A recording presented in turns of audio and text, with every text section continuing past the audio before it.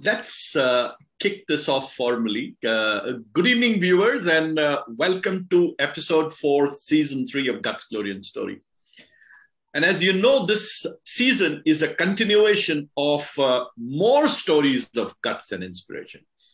And today we have Deepak Kamath, who's another personification of guts and glory. I call him the voyager, the adventurer, and the restless soul. And you will soon know why I've given him this monikers or these monikers. So, but before that, for those of you who are new and don't know who we are, I'm Alok Sinha, a serial CEO, an author, and an entrepreneur. And I'm joined by my illustrious co-host, Sangram Surve, who is an ad man, an awarded filmmaker, and a marketing strategist. I will now turn to Sangram to present Deepak to all of us for this exciting journey today. Sangram, over to you. Thanks, Alok. And a very warm welcome, Deepak, to Guts, Glory, and Story. Thank you. Thanks to a common friend, rather your cousin and my friend, Surekha, who's in the audience, for introducing us to you. Because thanks to her, we've gotten to know about all your exciting adventures so far. So Deepak, thank you, Surekha. Thank you. Deepak has had a very fascinating journey. All of us have a wanderlust, but very few of us act on it. All of us have a wanderlust for roads less traveled, but here's a person who's actually went to the farthest corners of the world, and that too on a bike. He's the only Indian to have circumnavigated the planet in just 47 days on a bike, and he holds a record for that. He's ridden on some of the most dangerous roads in the world, and he'll talk to us about that journey. Not just that, he's actually ridden his bike on in the Antarctic, and he resumed his journey again in 2015, and he's back on the roads, continuing to inspire people like us, right? But yes, I am not going to give all of the introduction in the introduction itself. Let's hear more from him. So here we jump into our very first question.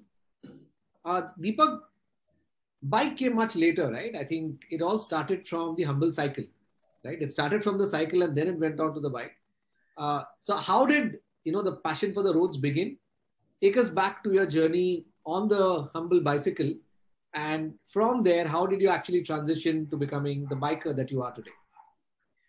Well, first of all, Sangram, Alok, and the larger team with you guys, and definitely Surekha for patching me across to this platform. I take this moment to thank you for giving this opportunity to share my travel stories with you. And here I am, all of 52, or I always say age is a number, but then so we need to be conscious as to like what age we are. But yes. I go back to 1988 when I was all of 17 or 18 is when I used to be a cadet with the National Cadet Corps, the 1 Karnataka Armored Squadron of Karnataka and Goa contingent. Now, this is a very illustrious squadron, and from MES College of Bangalore, I got this opportunity to march on the Rajpath, getting selected to the Republic Day Parade on the 26th of Jan 1988. And that's when the, meeting people there who had, come in different forms of accomplishment. The seed of traveling around the country on a cycle was actually seeded during this Republic Day Parade. And back home, I put this proposal to the NCC majors, who readily encouraged me because I was already in my second year and had been a part of the very difficult Republic Day Parade. So this gave an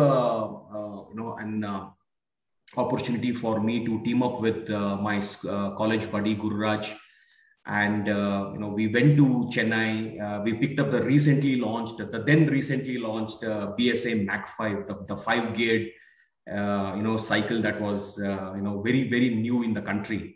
I remember. We had Hercules, we had Atlas, we had Hero, and all those things. Like TI Cycles also was there, but they made a mark with the BSA Mach 5.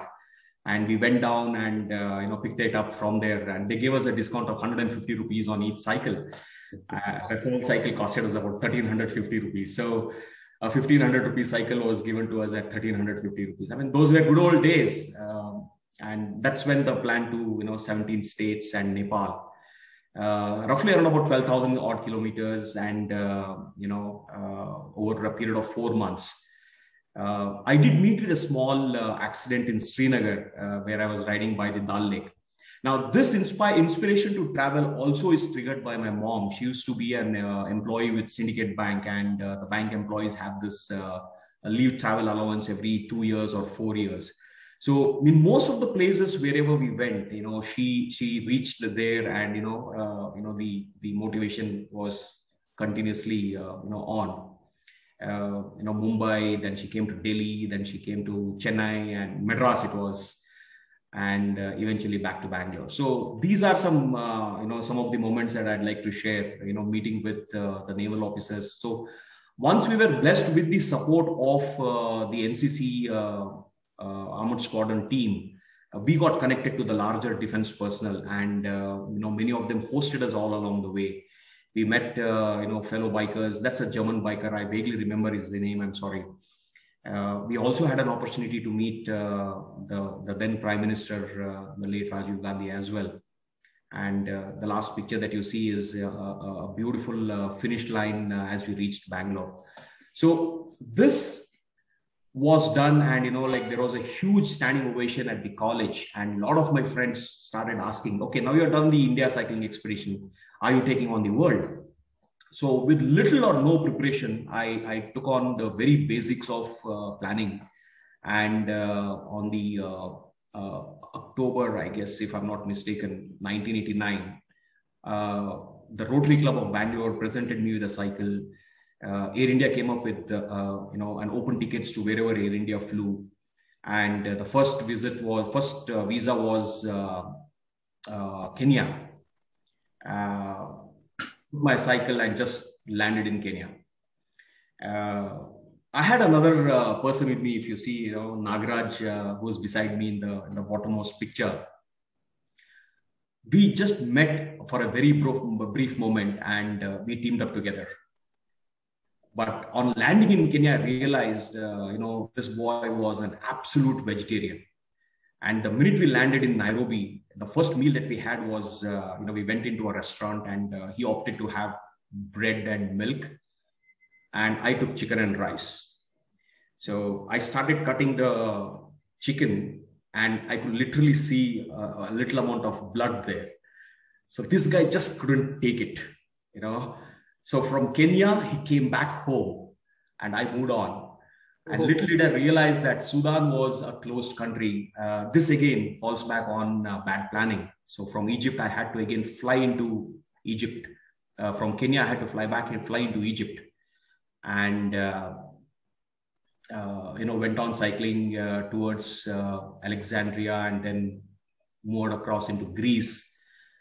Crossing over from Greece into Bulgaria was an Iron Curtain country, and the borders closed by a certain time. And I had to, pitch my tent and lock my cycle. And next day morning, I see my cycle is gone, and my luggage was there. I wrapped it up, lodged a complaint with the Greece police and the Bulgarian border control, and went to Sofia, met the Indian ambassador, Mr. Girish Dhumbe, who put me onto a few Indians there, but very little or no help, because everybody is struggling. I mean, Bulgaria was not that a commercially advanced country. So from there, I started hitchhiking, took a train to Zagreb. From there, again, a train to Bologna, because that's where a good friend of mine was there. At the border control Trieste, I was made to get off the train, and for a good 36 hours, I was held back while all the paper checks happened. And 36 odd hours later, I was allowed to go. And I found it really difficult to carry on the ride without a cycle, because the whole essence was a cycling expedition around the world. That was the intent. But without a cycle, and Europe was really expensive for cycle, and the Rotary clubs out there also found it very difficult to kind of help me with the cycle, the kind of cycle that I would actually need for my ride. So I made a very hard call. I said, okay, let's not do this. Let's go back home. So I reached Rome, requested Air India to cancel my London-New York ticket to Rome, Bombay. I came back home, and that's when mom said, there were cops at the gate asking whether I stayed there. And that's when I realized those 36 hours that I was in hold in Trieste, the border control of Italy had done a background check whether I was there. So they didn't want another guy seeking, asylum or refuge in that country. Because in those days, I'm well aware, and I know people who have taken cycling as a mean of transport to get out of the country and have got lost. I mean, that set a very wrong precedent for people like us. And I don't hesitate to tell this openly, because I faced a lot of challenges because of these guys. And that's when I decided, okay, if next, whatever I'm doing, I'm going to do it fast. I'm going to do it differently. And I'm going to do it with a lot of sponsors wherein, you will not be humiliated, because these guys will not ask you how much money do you have in your pocket. This was self-funded. I had very little or no sponsors for this expedition. So these, this is something that I came across, and I came back home. You have this, song in Tare Zameen Par, I guess, Acha marks lao, chadi na ghadi, something like that. So I did well in my studies, and mom ended up, getting me a motorcycle, which was a second-hand ESD from one of our colleagues in Syndicate Bank. And that was the start of the exposure to motorcycling. And from there, honestly speaking, I've not looked back. My rides have been fast. My rides have been very different, dramatic, if I have to use this word. Something out of the box, which people really find it difficult to kind of sink in. So travails converted into motorcycling, right? So travails into motorcycling. So if you go to the next stage of your life, you remember this is about the Limca book's fastest circumnavigation. And you yourself call it the most exciting, the most high octane journey, especially your stopovers at Cairo in Egypt, where you were given a cover cordon by a military convoy for over 700 kilometers. And then, of course, your mention of bike getting special attention at Heathrow, which is not possible now. Absolutely. Tell us more about that. Tell us something more about that. So doing the world itself along the equator itself is a great achievement. But tell us something more about this whole trip, please. Well, fortunately for me, mom got me the ESD, and the ESD was manufactured technically backdoor in Mysore, just 120 kilometers. So the first thing that I did when mom got me this 1979 model was I reached out to the ESD guys and said, hey guys, can you just prepare my bike? I would like to do around the country in, like, say, 15 days or 17 days, and I would cover the highest motorable road in the world. And they didn't really hesitate at all. They said, we are happy to do the engine for you. And I left the bike there. A good friend's father, Akash Yajman, who is a good friend, his dad, who had been following me on my NCC sojourns, he said, I'm happy to help you with whatever cost it takes. So he gave me about 8,000 rupees in those days. The bike was done up, by the ESD guys in Mysore. And my partner was Basuraj, who was a mechanic by profession, with whom I had built a great rapport in getting the bike in shape. So off we went from Bangalore towards Bombay, Rajasthan, and then we went towards Delhi to Srinagar onwards towards Sonmarg. We got stuck because there was a huge landslide and there was no way that we could, pass Sonmarg. So we came back the same road to Srinagar, came down to Lucknow. From Lucknow, we headed towards Kathmandu, came down towards Hyderabad and Bangalore. We finished this in about 16 odd days, covering about 10,380 kilometers, which impressed the ESD guys. And immediately I told them, we would like to try the Manali route. And this time we would like to start from Kanyakumari and go all the distance and cover the Khardungla Pass. So which was a massive success. CNA 237, that's the bike that the ESD guys loaned us. That's a bike from the R&D, which was more of a test bike. If not for, particularly for this picture, this picture holds a lot of value for me because one, if not for the army folks out there who stay in some of the most harshest conditions, we would have been dead. They gave us shelter, warm food, and helped us, recover, or rather, maintain ourselves during the, harshness of the cold. And Khardungla Pass, which was, the roads out there in those days, there were hardly any roads. The thrill of adventure was at its peak. You're riding through deep water crossings. There's hardly any road. You need to figure out, is that the right trail that you're using to go to this place? That has been another adventure by itself. So as we were doing this, 1991, Saluddin and Neena Chaudhary from Calcutta became the first Indians to circumnavigate the world by car. They did it in about 53 days. Now, I might get the days wrong, forgive me, because it's been ages. These were the first couple on record who did around the world in a car. They took the Hindustan Motors Contessa. Yes. Hardly they had done that. The British Army, which is an adventure team in Britain, they broke their record in about 40 odd days. Now, Saluddin and Neena Chaudhary re-attempted the circumnavigation by using a Mitsubishi Lancer and did it in about 39 odd days, beating the British Army. Then came Navin Kapila and his team from Delhi, who circumnavigated the world again on Hindustan Motors Contessa, beating everybody by about 37 odd days and few hours. Now, 1991-92 saw these guys, zipping around the world in a car. Now, that is when I told Mr. Boman Irani, who was the director of the erstwhile Ideal Java. They're shut down and they're resurrected right now, but earlier it used to be Ideal Java Private Limited. I told him, hey, Boman, you know what?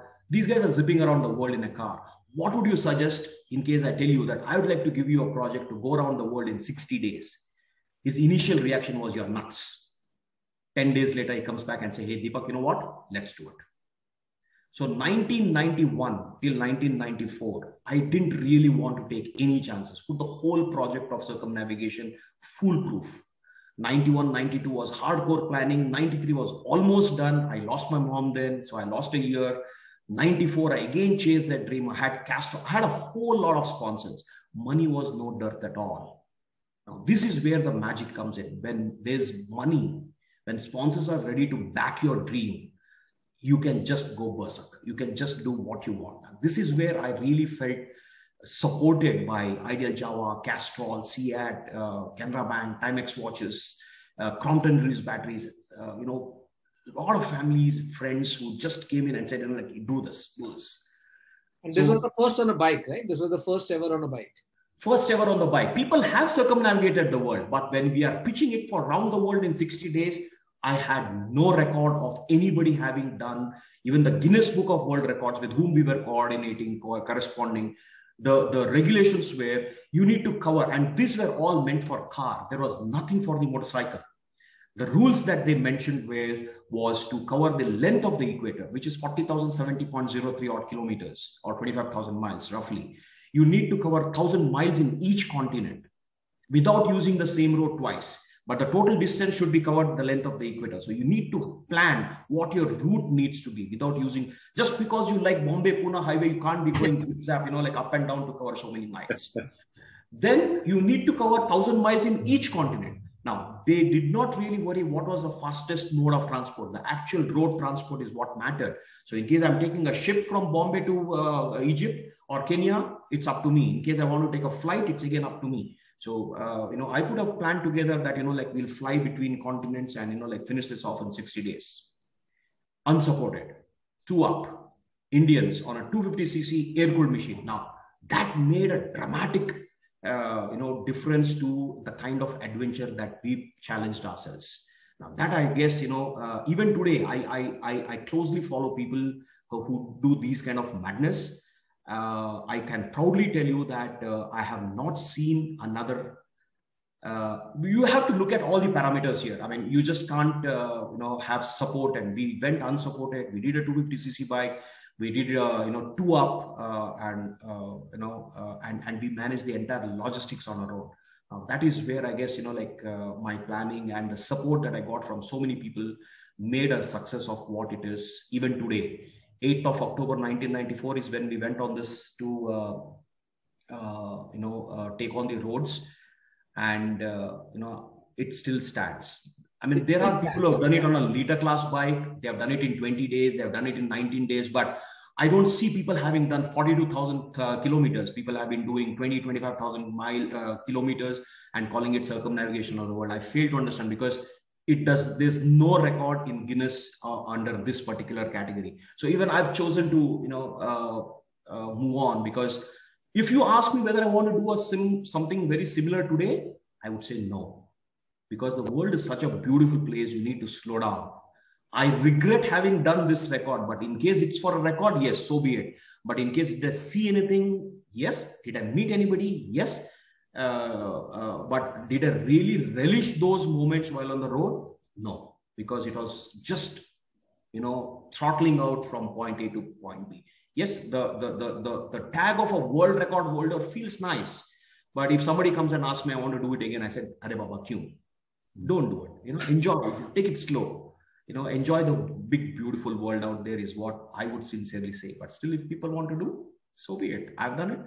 I'm sure there are people who would like to do something very similar. We call our like-minded lunatics. I remember, I think Che Guevara became Che Guevara because of a motorcycle journey that he took all across South America. We almost missed his grave when we were in, we missed his grave when we were in Bolivia during the very recent ride. Yeah. So I think the movie is called Motorcycle Diaries. And I think when as a doctor, he went around all over South America on his motorcycle with a fellow doctor, is where he had a transformation, because that's where he saw the true side of his country. And that's what prompted him to become the Che Guevara that we know today. So the roads, I completely agree with you. The roads have a lot to teach us. Absolutely. Slow down, observe life. Yeah. Fantastic. So I think you missed telling us about your adventure at the Heathrow Airport. Absolutely. No, before that, I would definitely want to take you back to Egypt when we landed there, landed in Cairo. That was the very beginning of our ride. We started off on 8th of October when India was reeling through plague, and we were typically plague carriers, very similar to what situation we are in COVID here today. So we were not allowed out of the Bahrain airport. We were freezing, in the airport, waiting for a transit in Cairo. The minute we landed in Cairo, we realized that my bike has not boarded the aircraft. The only aircraft that was flying out of India in those days was Gulf Air. We pulled a lot of strings with the Rotary Club of Delhi, who helped us to get us 2 tickets to fly out to Cairo. Now, the minute we landed in Cairo, we realized that the cargo was prioritized only to livestock. Cargo like these bikes and all were definitely not on priority. And that's when I reached out to the Indian embassy in Cairo, met Mr. P.A. Nazareth.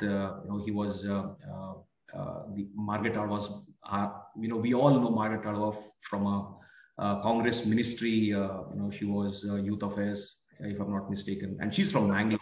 So when I went there and met His Excellency, he said, why not? Because by the time my bike reached, it was over 17 days and all my visas started lapsing. That's when, he spoke to his diplomatic counterparts and got my, visas renewed.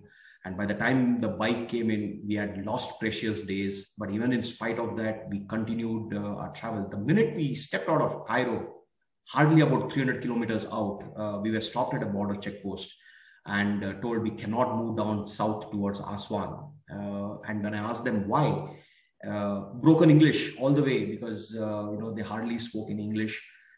They said there was a bus full of tourists that were burned down by the guerrillas who had infiltrated from Sudan, trying to disrupt the Egyptian tourism industry. And the entire section was blocked to prevent any further mishaps. But fortunately, there was a media guy. He tried to convince them. And he was kind of a mediator for us. We waited for some time when their bigger boss came down, and while we were waiting, we were listening to Kishore Kumar songs. Now for us, we know it's a Kishore Kumar song, but for the world, it's Amitabh Bachchan singing. And Yemitabh Bachchan, it is the Yemitabh Bachchan. That's the way they pronounce it. He's God. Then I'm talking about 1994. The minute we made them listen to these songs, you can see the picture on the left corner of your screen. These guys are listening to our Walkman, and that's the guy who took a call, the one who you can see stars. He put a convoy for us. Wow. almost about 700 kilometers. We never asked for such a kind of help. You can see a gunner machine, there's a truck on the top left corner. If you can see, like that's the place where we branched off. We were left at a safe zone, and they moved on, and we went down towards Aswan. The right corner of your screen, you will see that's the sedan which was giving us with all the wailing sirens all the way 700 odd kilometers. Now this is an hospitality beyond expectation. We never ever thought that we would get such kind of support from these guys.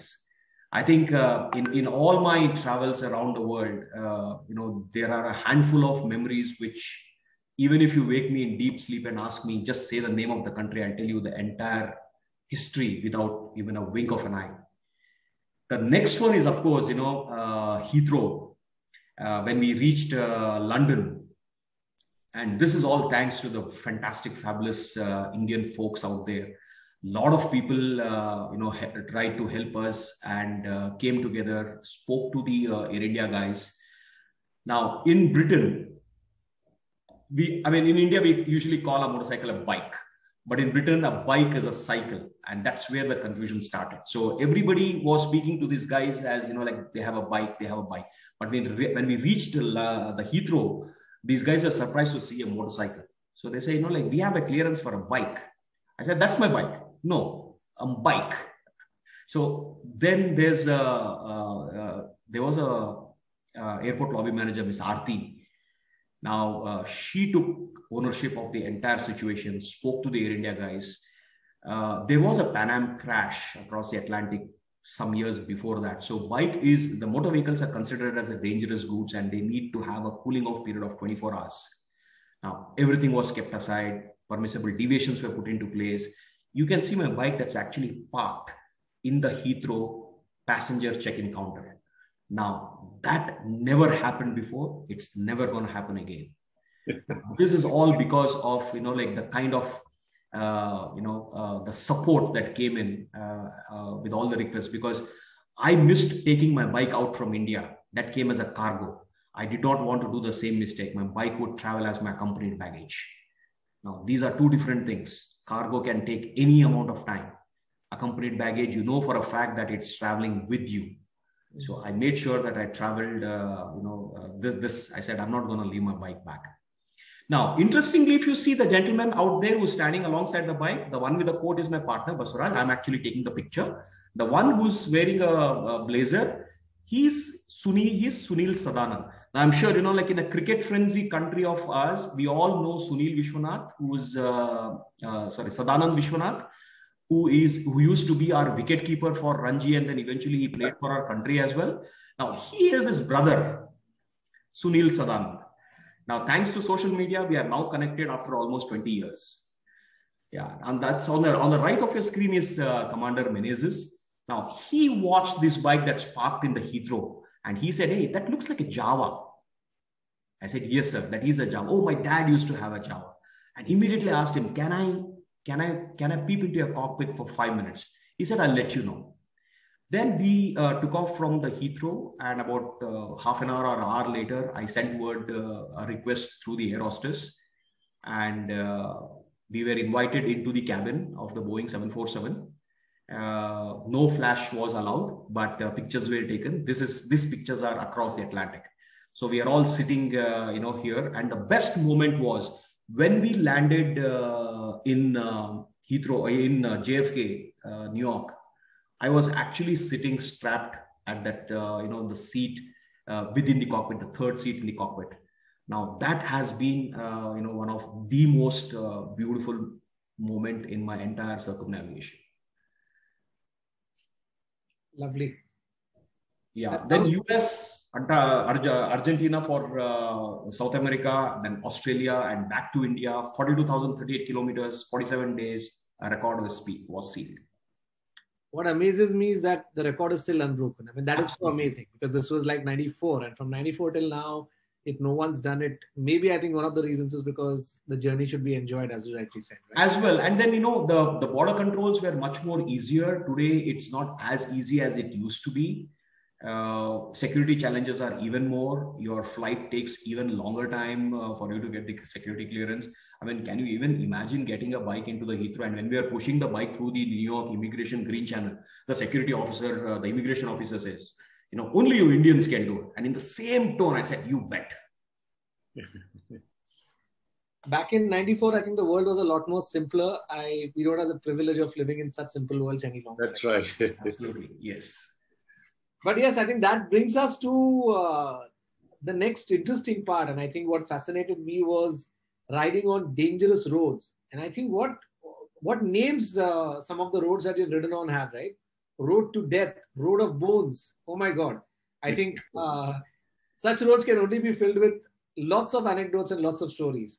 Absolutely. Take us through some of those journeys. Yes, Sangram. In fact, after 1994, I took a conscious break. 96 was marriage. 98 was a daughter. A corporate career. Putting together a whole lot of a very strong foundation for the family. 1994, after I did that historic ride around the world, and until 2015. That's when my daughter stepped into her graduation. I was away from all this madness. I was not there. I was unseen. 2015 is when my wife helped me come back on the road again. She helped me buy a bike. We traveled the length and breadth of the country. We went to Nepal. We went to Bhutan on my motorcycle. And 2017 is when I got a very good break with Bajaj. Bajaj had just about then launched the Bajaj Dominar, a 400cc motorcycle. Right now, even today, it's their flagship motorcycle.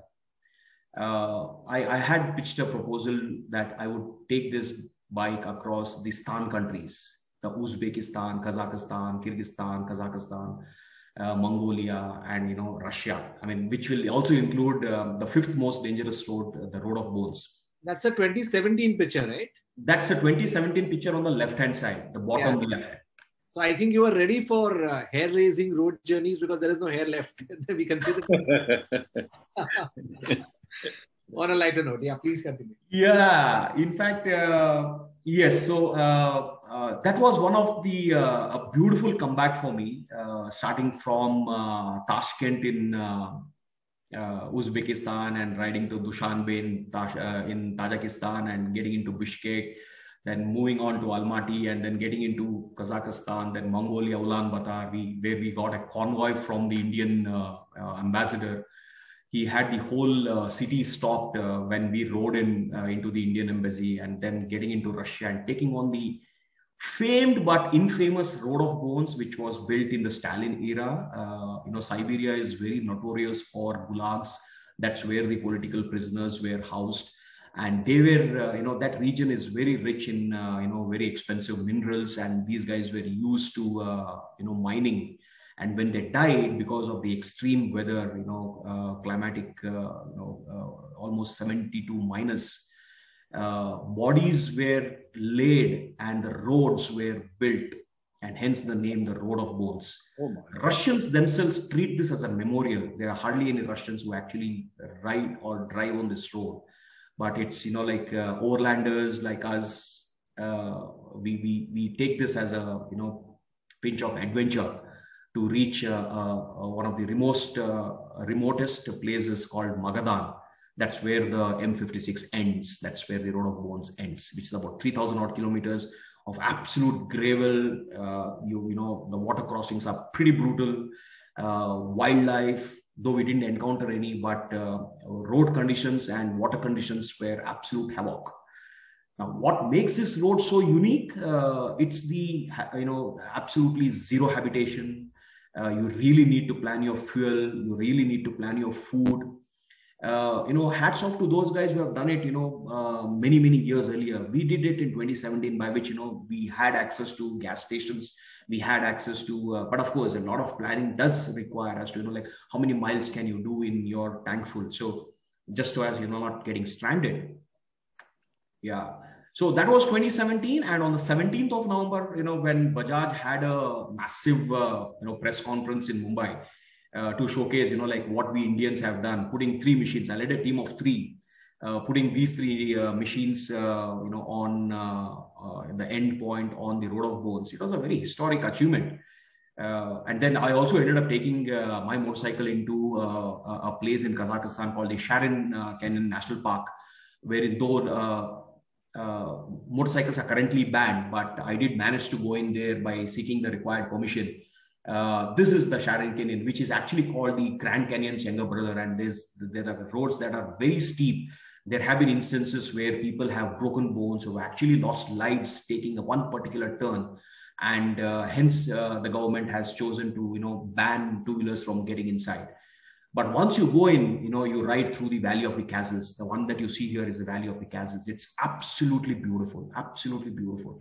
And these are all in our backyard. For people who are watching this, I would encourage you, we don't need to go to Europe or, like so many far places. These places are from a costing perspective, they are absolutely, just like India or even cheaper than us.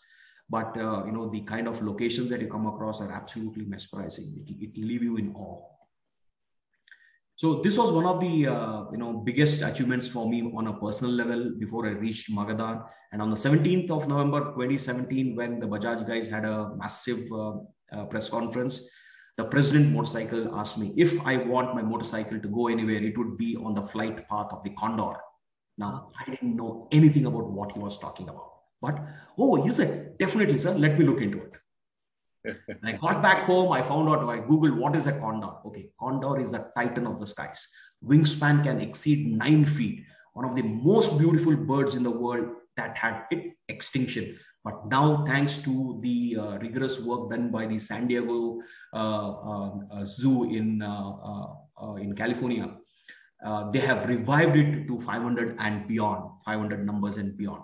So I told these guys at Bajaj that, anyway we are doing California, we have to do Chile because the condors go up to Andes and form the Andean condor. So you're giving me South America, you're giving me America. Why don't I do the entire Americas? Let's do it from the top of the North American continent to the southernmost tip of the South American continent.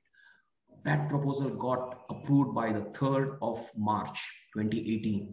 And on the 26th of July or June, I forget. Okay, so this is Tomtor.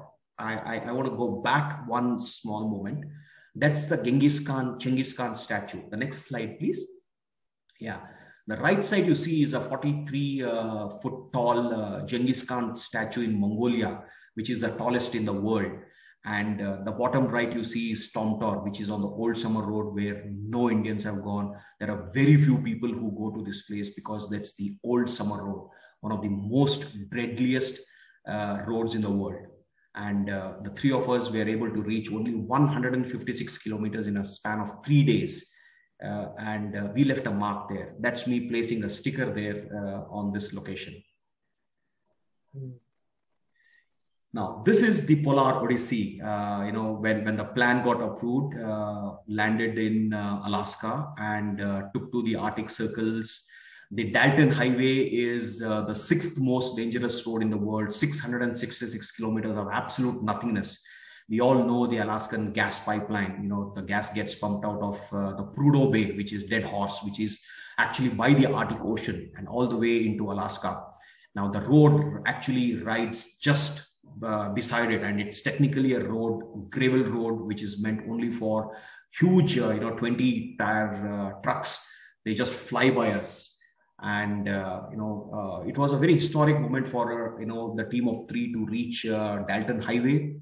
And once we crossed into Canada on the top of the World Highway, there's a road that connects the US and Canada, which is called the Top of the World Highway. You reach we can take the road called the Dempster Highway, which again takes you to the Arctic Ocean by the Canadian side. So here in these 2 pictures, you see 2 Arctic circles. The bottom left is the American Arctic Circle.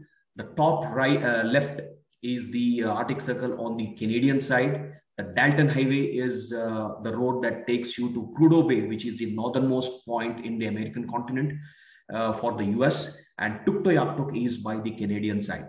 Now, this was done within a matter of 7 days. Now, that's again another historical achievement for us, because the bikes had to be reliable to ride on these roads. There are no roads. The roads are all gravel, slush, muddy, rains, snow, name it, you have it. And it's made of all natural resources and it's technically built for the big trucks. It's not meant for two-wheelers at all. For two-wheelers, it's an adventure. Then we came down, US was fantastic, moved into Mexico, went down all the way to Panama before flying across into Bogota, Colombia. The next set of dangerous roads was Death Road. Now, this is the most dangerous road in the world. It's got a tag as #1 most dangerous road in the world, for the simple reason that there have been over 200 deaths recorded until a few years back, wherein trucks have fallen off, cars, motorcycles, all fallen off the steep ridges. Accidents have happened for beyond control, and it's only very recently that the Bolivian government have built a parallel highway, after which the accidents have dramatically decreased. Now, this road is in complete shambles. It's completely unmaintained. So from an adventure standpoint, it's really, it gives you the required kick, as like what makes it the #1 road in the world. You got to go there to believe it. I mean, I might not be able to actually narrate my experience out there, but yes, been there, done that, and that's it. Then we have Salar de Uyuni on the top left corner of your screen. Earlier, when the political conditions were much stable, the motorcycle and the automobile enthusiasts have this the Paris-Dakar rally, which used to start from Paris and all the way to Senegal. That's where the place called Dakar is. But since political volatility was there, they moved it to the South American continent. And this is the monument that's in the middle of Salar de Uyuni. It's not in the middle, but almost at the entrance of Salar de Uyuni, which is 11,000 square kilometers of salt. I mean, you literally can, lick salt. We stayed in a resort kind of a place where they had walls of salt. We literally licked it to make sure that it's salt. Yeah, that's a moment there. And this is the hand of the desert. This is on the Atacama. This is the next most dangerous road in the world, which is about 2,000 kilometers. You're actually riding through the Martian desert. We all know Mars as a planet is a little orangish in color. And as you're riding on the Atacama desert, on both sides, it's absolute orange, and 2,000 kilometers of absolute straight roads. And it's very easy for you to fall asleep, and you will see a lot of vehicles that have burnt, they have caused accident, and people have died. So that gives it, one of the most dangerous roads in the world. Yeah. Beautiful. So, and we are running very rapidly out of time. But I don't want to miss this question. But did we miss this slide? No, this is perfect. This is a summary. You can leave it on. Probably they might want to. Yeah. But I don't want to miss this one for sure, because this is in my bucket list also. And, this not so easy to reach, the most beautiful untouched part of the earth, and it probably in everyone's dream bucket list, right? Which is Antarctica. Yeah. Now, not only did you manage to land over there, but you rode for 11 kilometers on a road which never existed, because Alaska is all snow and ice. How's that? And by the way, tell us, how can people in general reach there, but how did that happen? Well, definitely having done 6 continents on the SD, and when we reached Ushuaia, which is the southernmost town in the world, I had placed this request with Bajaj that should we reach there successfully, I would like to take my motorcycle to Antarctica and, make an effort to ride there. Thereby, having put the rubber side down on all the 7 continents would be my biggest accomplishment in this life. And they didn't really think twice at all. They said, let's do it. They have no commercial interest in Antarctica. You can't sell any vehicles there, but it's a spirit of support, that they said, like, okay, let's do it. And, it's always there. We have like-minded lunatics with whom we bump in. And I bumped in with the Russians there, and there was no looking back. The bike was loaded on Rusark Aurora, a 65-foot yacht. We sailed the Drake, which is one amongst the top 5 volatile passages in the world. We encountered waves of about 4 meters high, 4 meters. This Drake passage has got the unique flavor of getting 15 meters high waves. There are a lot of accidents that have caused, but we encountered 4 meters even on a 65-foot yacht. It is pretty huge. I was throwing up all the time. And when we landed on the 1st of Jan at the Paradise Bay, and when Commander Daniel Gavrilov, the one you see here on the left, wearing a cap here, he said, "Let me land your bike on the iceberg." He had given me no assurance that the bike is going to land. He said, "I'm going to take your bike, but permissions dependent, we will take a call." But yes, everything fell in place. We placed the bike for a photo opportunity. The bike was not started. We landed in 5 different places. None of the places the bike was started as per protocol. We respected the rules of that continent. You cannot take a motor vehicle onto that continent.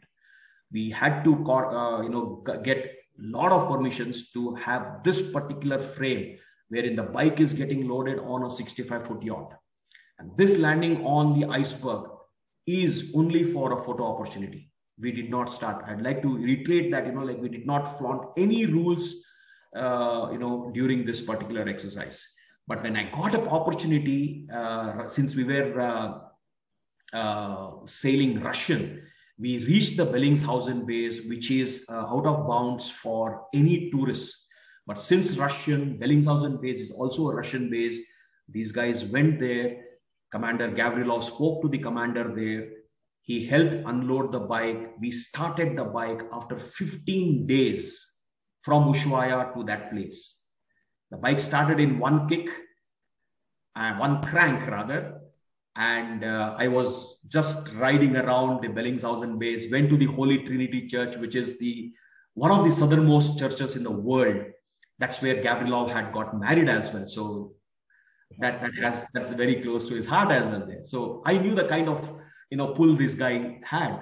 And then out of the blue, he said, "Do you want to ride to the Uruguay base?" I said, "Do you want to? Come on, give me a break." So these guys in the background, when I was riding around the Holy Trinity Church, these guys had spoken to the General Artigas military base and got the required permission for me to ride from the Bellinghausen base to the Instituto Antarctica Uruguay. So this is a military research station. This is about 4 kilometers apart. There are no roads, unmaintained. The only vehicles that move around are this, the one with the steel belts. There's no rubber rolling around any of these places because it's all ice. And when we reached there, these guys, such warm welcome. They said, "This place is your home." And for the next 45 minutes, we were pampered with tea, coffee, biscuits, cookies. And then, the commander of this station said, "There's a snowstorm brewing. You need to head back to Bellingshausen fast." So the ride back was at minus 31 degrees in a snowstorm. And by the time we reached, snowstorm is at minus 31. Then you have the wind chill factor as well because you're riding. And, I was completely unprepared. I did not expect this. You can see my gear. I'm wearing a -5 North Face glove and I'm riding on a minus 31. Wow. I have a -5 glove there. I just have my helmet. I don't have any warm clothing on me. I was not prepared. This came completely as a surprise because all our stuff was in the yacht, which was parked in the ocean. We had taken the Zodiac. There was no time for me to go back and get all these things. So 11 kilometers have been the most brutal ride in my life, but has been the most memorable I can ever think of. And I think, I thank my stars to have colluded together to give me that, journey of 11 kilometers between these places. This is the place. Unfortunately, I was not able to share another picture where in the same place is completely snowed out. This was the picture where I was merrily enjoying taking pictures, like when the commander brought my bike into the Bellingshausen base. This is a landmark. If you see, there is Magadan. You see that board right in between that signage. It reads Magadan. That's the Cyrillic alphabets. Yeah. So there you are, Antarctica. Yes, I mean, I have some beautiful footage. This is the Deception Island. There's some very nasty stories about how whales were cornered into this by the Norwegians and British. And these are all the whale oil stocking barrels, and how the volcanic eruption of 1967 to 69 completely destroyed this base. And all is left out is huge, tanks of, the oil that was collected. This is a place where the whales used to be chased in, and there was no other way for the whales to go out. They used to be slaughtered. The entire water that you see in the background would have turned red. There are some pretty gory stories about the Deception Island. I would encourage people to, go back to Wiki and read about what Deception Island is and why is it one of the most. It shows the greed of humans at its peak. And this I'm talking about 1911, 1920, 1930s. Yeah. I mean, we've been spoiling the nature ruthlessly ever since. Yeah. I think my next question actually kind of pertains to that. I always believe that we live in a world today where we seek luxury wherever we go, right?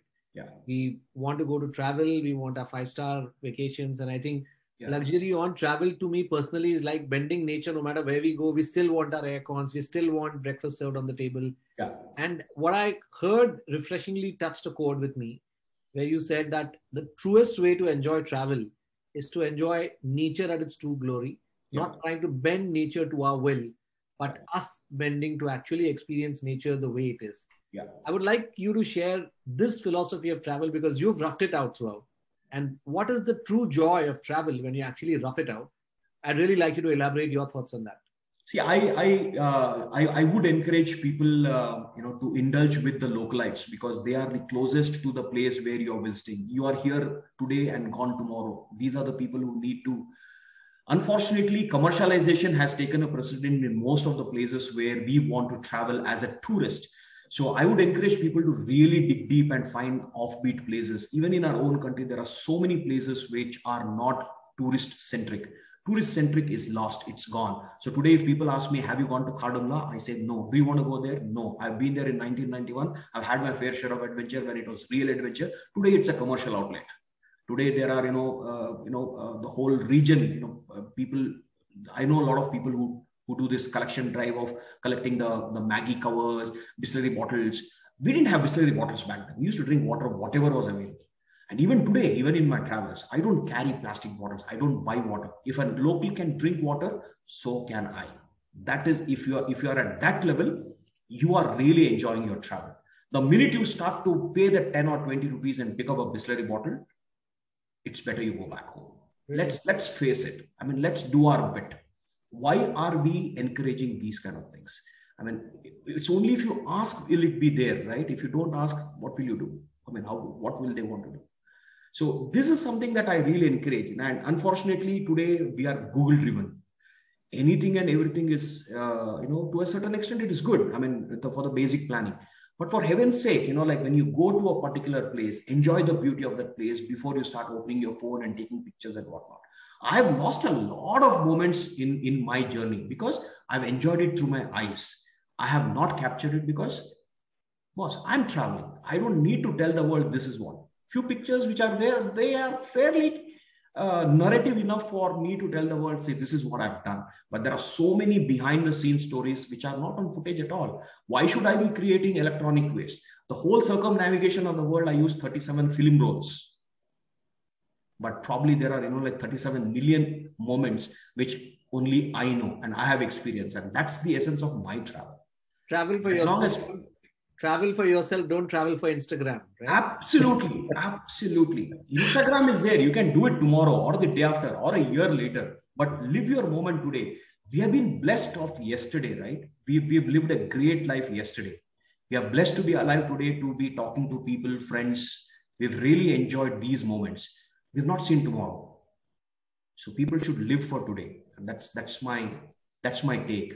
Deepak, I have so many questions and you've already answered all of them. So Gaurav talks about how do you manage to take the break. Ashutosh talks about how do you keep the passion for riding bicycles, motorcycles. Irish, he says, I'm 50. How do I dream of what you've done? Mind over matters. Exactly. Number. Sahadevan says, in the perception of great voyages, what do you define as major strength and weaknesses of India? You talk about it just now. Charan, who's joined from London, he's a wanderlust again, and he's a very close friend. He talks about what are the tips to accomplish. You talk about it. Sureka, our good friend, she talks about what are the most scary situations. You've defined just too many of them. And then someone talks about how do you afford your expenses. So, and there are more, but you've covered everything. But here is what I want to ask you as the time flits by. Our last question today. What next, Deepak? You seem to have achieved everything, right? Everything with an ordinary mortal with wanderlust would want to see, right? But your your hunger for adventure doesn't seem to end. So what next? Well, Alok, that's 31 countries that I've really put my rubber side down. But the satisfaction of having done all the 7 continents is unprecedented. But I have not let my dreams stop me there. I am looking at something big, which should be out in the next few months. It's a big, beautiful world. There's so many countries to see, so many regions to experience, so many cuisines to taste, so many people to meet. The tribes. I mean, these are some really inspiring moments that when we look at people traveling, you would like to do it your way. And for me, it is the mode of motorcycle that's been taken me places. So I really encourage people, leaving aside that today you are seeing a motorcycling having ridden across all the 7 continents. But there are moments when you might not be comfortable on a motorcycle. Is a car okay? Is a plane okay? Is a train okay? Is a hitchhiking okay? The idea is to take to travel to see this big, beautiful world. Travel 1 country in a year. That is fairly good enough. I think Sureka does that. I mean, she travels, at least from what I know. So the idea is to plan. Don't plan too much. You're not going anywhere. You just need to have a fair estimate as to where are you going and what are the places that you must see. There are 3 things you must see, you can see, it's good to miss. Because in this big, beautiful world, it's impossible to see everything. Super. Brilliant. So I think that we've come to a close. It's 8:03. We've kind of come to the end of our lovely journey. And a big, big, big thanks to you, Deepak, for enthralling us with your journey. I think I'm reminded of the days when I used to go to Ladakh, and I'm a wildlife photographer by hobby. So I go for bird photography, and I think the choice is very clear. Rough it out, stay in homestays, mingle with the locals. Yeah. I mean, I completely get eat the local cuisine. Don't eat Maggie. Absolutely. Eat the local cuisine, meet the locals, learn their language. I mean, I completely feel you. So yeah, I think I'm loving this whole season where I think we're meeting. I wouldn't even call them achievers. I would say people of experience. Absolutely. Sharing their experiences with us, and I think life is richer. Not by achievements, life is richer by experiences. And I think that's what we're uncovering this season, right? So thank you very much, Deepak. And we look forward to seeing what you're doing. Sangram, if there is one moment, I would definitely want to bring back one slide with my wife, because she's been a fantastic support. If Shweta, can you please? Yes, absolutely. One slide, because if not for the family support, we all need such kind of people in our life. And, this is what, for me, travel is all about. She's been with me on my travels, and I think it's always good to have your better half with you on your travels. And with that, I take this opportunity to thank you for hosting me on your platform. I hope I would have left a trail of inspiration for people to take on roads less traveled, places less seen, and look at the big, beautiful world out there through your eyes for yourself. Big shout out to your wife. And I think rightly as they said, behind every successful person, there is a woman and there is a strong woman. And I think Absolutely. we can see that in your journey, right? Yeah. Alok, over to you to introduce our next guest. And So Deepak, thank you very much. And the viewers, well, it's very rare that we have a guest who, I've had a guest before who stays very close to my house. And it's a rare and a very nice coincidence that Deepak actually is just a kilometer away. And guys, guess what? The families are meeting over some nice wine and food. So we're going to meet next 15 minutes. But and Deepak, I'm looking forward to that. I need your notes. Thank you. As well, Alok. I'm going to miss that. Yes, and yes, absolutely. Both of you are going to miss. I wish Shalini and Sangram, both of you were here. And we're going to miss that, but we'll repeat that. But reminding our viewers that the next week is the 74th Independence Day week that India will celebrate. It will also be our first anniversary week, an episode at Guts, Glory and Story. So Sangram, we've traveled far too, quite a journey. And coming next on Guts, Glory and Story is a very dear friend, a doyen of the industry and mentor for scores of CEOs, including me, by the way, Sushil Jivrajka. He is a second generation entrepreneur. And, in fields as diverse as solar energy, as telecom, batteries, he owns Nippo Batteries, education, and his yet to be published book, which is Powering the Unpowered. It's an insight into his inspirational journey. He's done some great job. The week after that, we have Garvita Gulati, who's also known as India's Water Girl, and she's the founder and CEO of Why Waste. She's also a Forbes 30 Under 30 Asia. In fact, she's just passed college. A couple of months ago, and she already figures as one of the youngest in 30 Under 30. A great inspiration too. So we'll see you next week, Friday, 13th at 7 p.m. And till then, thank you very much for being with us. And thank you from the Guts, Glory and Story team. Thank you. Thank you. Thank you very much, folks. Have a great weekend, and we shall see you next Friday. Thank you. Thank you.